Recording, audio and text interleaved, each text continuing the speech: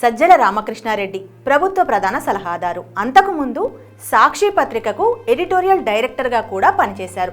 ఇప్పుడు ఇదంతా ఎందుకు అంటే, మన ఈ మధ్య ఎవరు అన్నారు అదే అవుతుంది, 3 సున్నాలు కలిస్తే 0 అవుతుంది, అంతకుమించి ఏం కాదు. 3 సున్నాలు కలిస్తే 0 అవుతుంది, అంతకుమించి ఏం కాదు. ప్రతిపక్షాలే లేవా, వాటిని జీరోలుగా చెబుతున్నారంటే ఇది ప్రజాస్వామ్యమేనా?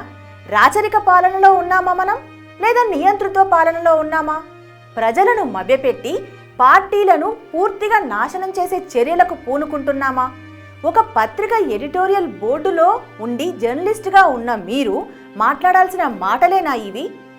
ప్రజలకు, ప్రజాస్వామ్యానికి వారు వేసిన ఓటుకి మీ దృష్టిలో పూచిక పుల్లంత విలువ కూడా లేదా? ప్రజలకు ప్రతిపక్షాలను సున్నాలుగా చూపించి మొత్తానికి రాష్ట్రానికి గుండు కొట్టించడమేనా మీ పార్టీ ఎజెండా? ఇదా మీ ప్రజాస్వామ్యం? నాయకులారా, మీ పనితనం మీ అధినాయకులకు తెలియజేయాలనుకుంటున్నారు. ప్రజలారా, మీ సమస్యలను మీ నాయకులకు తెలియజేయాలనుకుంటున్నారు. ప్రజా సమస్యల పరిష్కార వేదిక మీ అభినవ్ భారత్.